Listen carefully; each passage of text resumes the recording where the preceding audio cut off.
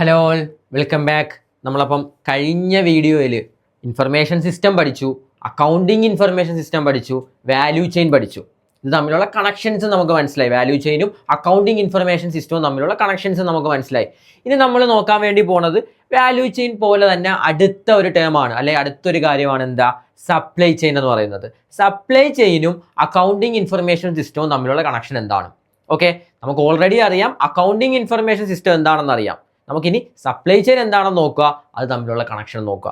Okay അല്ലേ? Start ചെയ്യാം. അങ്ങനെയാണെങ്കിൽ സപ്ലൈ ചെയിൻ എന്താ? സപ്ലൈ ചെയിൻ എന്താ? ഒരു പ്രൊഡക്റ്റ് നമ്മളെ കയ്യിലേക്ക് വന്നു, അതായത് നമ്മളൊരു പ്രൊഡക്റ്റ് പ്രൊഡ്യൂസ് ചെയ്തു, അത് എവിടത്തേക്ക് എത്തണം? എൻഡ് കസ്റ്റമറുടെ കയ്യിലേക്ക് എത്തണമെങ്കിൽ ഈ ഒരു പ്രൊഡക്റ്റ് പല ആളുകളുടെ കയ്യിലൂടെ കടന്നു പോയില്ലേടാ, പല സ്ഥലത്തൂടെ, അല്ലെങ്കിൽ ആ ഒരു ഗുഡ്സിൻ്റെ ഫ്ലോ ഇല്ലേ, പല ആളുകളുടെ കയ്യിലൂടെ കടന്ന് അല്ലെങ്കിൽ പല സ്റ്റെപ്സിലൂടെ ഇങ്ങനെ പോയി അവസാനമാണ് ഈ ഒരു എൻഡ് കസ്റ്റമറിൻ്റെ കയ്യിലേക്ക് എത്തുന്നത്. ആ ഒരു ഗുഡ്സിൻ്റെ ഫ്ലോയാ, അല്ലെങ്കിൽ ആരൊക്കെ അതിൽ ഇൻക്ലൂഡ് ആണോ അവരെ എല്ലാം കൂടി ചേർത്തിട്ട് ആ ഒരു ഗുഡ്സിൻ്റെ ഫ്ലോയിനെ പറയുന്നതാണ് എന്ത്? സപ്ലൈ ചെയിൻ എന്നുള്ളത്. നമ്മളൊരു പ്രൊഡക്റ്റ് സപ്ലൈ ചെയ്യാനായിട്ട് ഒരുപാട് ആളുകൾ ഉണ്ടായിരിക്കും. അവരുടെ എല്ലാം ഒരു ചെയിൻ പോലെ കണക്ട് ചെയ്തിട്ട് നമ്മൾ പറയുവാണ് സപ്ലൈ ചെയിൻ. സിമ്പിൾ അല്ലേ?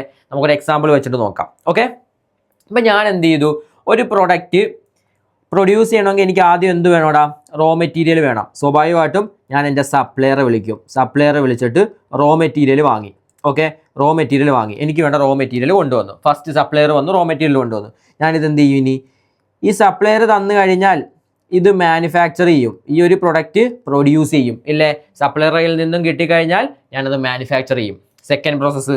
അത് കഴിഞ്ഞു, ഫൈനൽ പ്രൊഡക്റ്റ് ആയി കഴിഞ്ഞാൽ എന്ത് ചെയ്യണം? ഞാൻ ഡിസ്ട്രിബ്യൂട്ടറെ കൊടുക്കും. ഡിസ്ട്രിബ്യൂട്ടർ ഇതാരാണോ ഡിസ്ട്രിബ്യൂട്ട് ചെയ്യുന്നത്, ഇവരൊരിക്കലും സെയിൽ ചെയ്യുന്ന ആളുകളല്ല, അല്ലെങ്കിൽ ഹോൾസെയിലേഴ്സിൻ്റെ കയ്യിലേക്ക് എത്തിക്കും.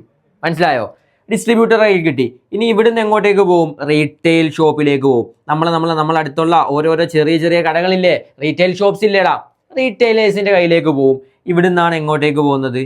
എൻഡ് കസ്റ്റമറുടെ കയ്യിലേക്ക് പോകുന്നത്, കസ്റ്റമറുടെ കയ്യിൽ കിട്ടുന്നത്. അല്ലാതെ ഒരിക്കലും ഒരു കമ്പനി ഡയറക്റ്റ്ലി ആയിരിക്കില്ല സെയിൽ ചെയ്യുന്നത്. നിങ്ങൾ ചിന്തിക്കേണ്ടത് വലിയ കമ്പനി, വലിയ പ്രൊഡക്ഷൻ കമ്പനീസ്, അവരൊക്കെ ഇങ്ങനെ ഡയറക്റ്റ്ലി പോയി കസ്റ്റമേഴ്സിന് ഇങ്ങനെ സെയിൽ ചെയ്തുകൊണ്ടിരിക്കുകയാണോ? ഒരിക്കലും അല്ല. ഓക്കെ, ഇത്രയും സ്റ്റെപ്സ് അല്ലെങ്കിൽ ഇത്രയും ആളുകൾ ഇൻക്ലൂഡ് ചെയ്തിട്ടാണ് എന്ത് നടക്കുന്നത്? ഒരു സെയിൽ അല്ലെങ്കിൽ ഒരു പ്രൊഡക്റ്റ് എൻഡ് കസ്റ്റമറുടെ കയ്യിലെത്തുന്നത്. ക്ലിയർ അല്ലേ? ഈ ഒരു ഗ്രൂപ്പ് ഓഫ് ആളുകൾ, ഈ ഒരു ചെയിനെയാണ് നമ്മൾ എന്ത് പറയുന്നത്? സപ്ലൈ ചെയിൻ എന്ന് പറയുന്നത്.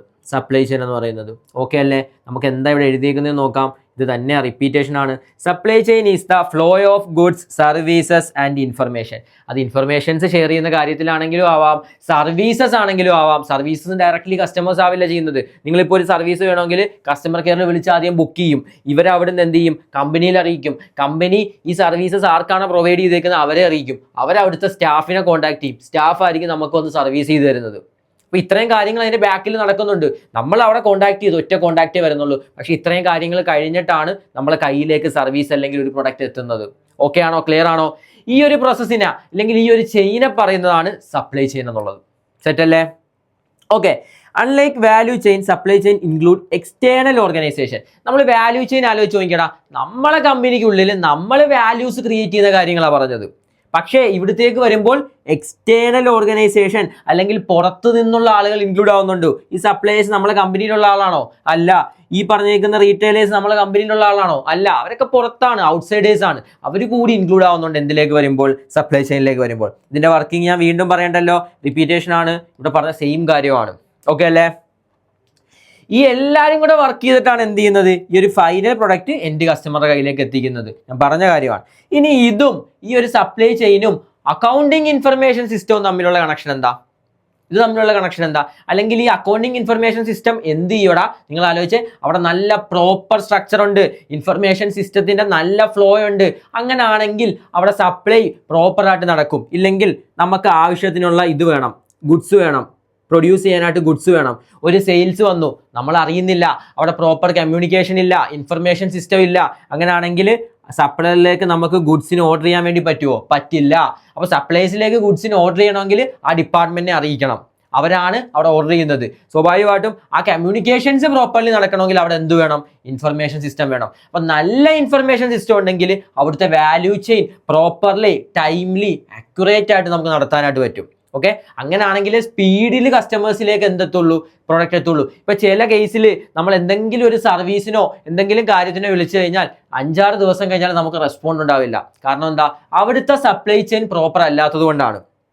മനസ്സിലായോ? സോ അവിടെ നല്ലൊരു ഇൻഫർമേഷൻ സിസ്റ്റം ഉണ്ടെങ്കിൽ അവിടുത്തെ സപ്ലൈ ചെയിൻ പ്രോപ്പർ ആക്കാൻ വേണ്ടി പറ്റും. അത് കസ്റ്റമേഴ്സിൽ വാല്യൂവും ക്രിയേറ്റ് ആക്കുന്നുണ്ട്. വേറൊരു പോയിന്റിൽ നോക്കുമ്പോൾ സപ്ലൈസിൽ വാല്യൂവും ക്രിയേറ്റ് ആക്കും. ഓക്കെ അല്ലേ? നമുക്കൊരു പ്രൊഡക്റ്റ് എപ്പോഴും പെട്ടെന്ന് കിട്ടാനാണ് നമ്മൾ ആഗ്രഹിക്കുന്നത്. ഒരുപാട് ഡിലേ ആയി കഴിഞ്ഞാൽ നമ്മൾ തന്നെ ഡിമോട്ടിവേറ്റ് ആവും, കസ്റ്റമേഴ്സ് ഡിമോട്ടിവേറ്റ് ആവും. ഓക്കെ അല്ലേ?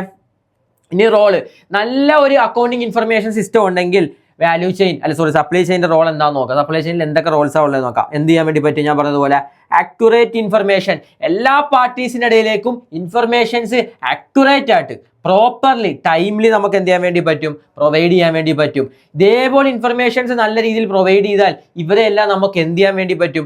നല്ല രീതിയിൽ കോർഡിനേഷൻ സെറ്റ് ചെയ്യാൻ വേണ്ടി പറ്റും. അതല്ലേ പറഞ്ഞേക്കുന്നത്, കോർഡിനേഷൻ ഇമ്പ്രൂവ് ചെയ്യാനായിട്ട് പറ്റും. ഇനി അടുത്ത പോയിന്റ് എന്താ? എല്ലാവരും നല്ല പ്രോപ്പറായിട്ട് നല്ല സ്ട്രക്ചറായിട്ട് വർക്ക് ചെയ്യുവാണെങ്കിൽ അവിടുത്തെ എഫിഷ്യൻസിയും എഫക്റ്റീവ്നെസ് ഒക്കെ നല്ല രീതിയിൽ വർക്ക് ചെയ്യും. ആ കമ്പനിയിൽ എല്ലാവരും ഒന്നിച്ച് നിന്ന് നല്ല കോർഡിനേറ്റ് ആയിട്ട് അങ്ങോട്ടും ഇങ്ങോട്ടും ഒക്കെ കമ്മ്യൂണിക്കേറ്റ് ചെയ്ത് പ്രോപ്പർലി കാര്യങ്ങൾ ചെയ്യുവാണെങ്കിൽ അവിടെ കമ്പനി എഫിഷ്യൻ്റ് ആവും, കസ്റ്റമേഴ്സ് എഫിഷ്യൻ്റ് ആവും, എല്ലാം മൊത്തത്തിൽ എഫിഷ്യൻസി ആൻഡ് എഫക്റ്റീവ്നെസ് സെറ്റ് ആവും. ഓക്കെ അല്ലേ? ഇനി എന്താ? പ്രോഫിറ്റബിലിറ്റി. എല്ലാവരും നല്ല രീതിയിൽ വർക്ക് ചെയ്യുന്നു, എല്ലാ പ്രോസസ്സും പ്രോപ്പർലി പോകുന്നു, കാര്യങ്ങളെല്ലാം വൃത്തിക്ക് നടക്കുന്നു. സ്വാഭാവികമായിട്ടും നമ്മൾ ഫൈനാൻഷ്യൽ ടൈമിലേക്ക് നോക്കിക്കഴിഞ്ഞാൽ നമുക്ക് നല്ല രീതിയിൽ വരുമാനം ഉണ്ടാക്കാൻ പറ്റും. സോ പ്രോഫിറ്റബിൾ ആവും കമ്പനി. ഓക്കെ അല്ലേ? അപ്പം സപ്ലൈ ചെയിൻ എന്താണെന്ന് മനസ്സിലായില്ലേ? അതിൻ്റെ ഇമ്പോർട്ടൻസ് മനസ്സിലായില്ലേ? ഒരു ചെറിയൊരു എക്സാമ്പിൾ, നമുക്ക് എന്ത് വേണോടാ? ഇൻവെൻട്രി വേണം, അല്ലെ ഓർഡർ ഡേറ്റ ഉണ്ടെങ്കിൽ മാത്രമേ എന്ത് ചെയ്യാൻ വേണ്ടി പറ്റുള്ളൂ? സപ്ലൈസിൻ്റെ അടുത്ത് നമുക്ക് പ്രോപ്പർലി ഓർഡർ നടത്താൻ വേണ്ടി പറ്റൂ. ഇതൊന്നും ആരും ചെക്ക് ചെയ്യുന്നില്ല, ഇതാരും അങ്ങോട്ടും ഇങ്ങോട്ടും കമ്മ്യൂണിക്കേറ്റ് ചെയ്യുന്നില്ല എങ്കിൽ എന്ത് സംഭവിക്കും? സ്റ്റോക്ക് ഔട്ട് ഉണ്ടാവും. നമ്മളെ കയ്യിൽ സ്റ്റോക്കായിട്ട് ഇൻപുട്ട് ഐറ്റംസ് ഇരിപ്പില്ല എന്ന് കരുതിക്കോ.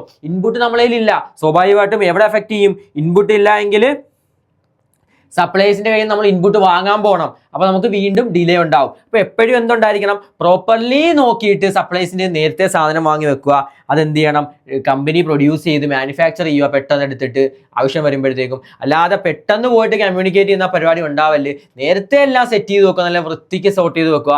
അങ്ങനെയൊക്കെ വരുമ്പോഴത്തേക്കും ആ ഒരു വർക്കിംഗ് പ്രോപ്പർ ആവും. ഇല്ലെങ്കിൽ പല ഭാഗത്തും സ്റ്റക്കാവും, പല ഭാഗത്തും ഇങ്ങനെ സ്റ്റക്കായി നിൽക്കും. സോ ഡിലേ ഉണ്ടാവും. ഫൈനൽ കസ്റ്റമറിലേക്ക് എത്തുമ്പോൾ കസ്റ്റമേഴ്സ് ഡിസാറ്റിസ്ഫൈഡ് ആവും. അപ്പം നല്ല സപ്ലൈ ചെയിൻ ഉണ്ടെങ്കിൽ എന്ത് ചെയ്യാൻ വേണ്ടി പറ്റുള്ളൂ? നല്ല രീതിയിൽ കസ്റ്റമേഴ്സിനെ സാറ്റിസ്ഫൈ ചെയ്യാൻ വേണ്ടി പറ്റൂ, കാര്യങ്ങൾ സ്പീഡാക്കാൻ വേണ്ടി പറ്റുള്ളൂ.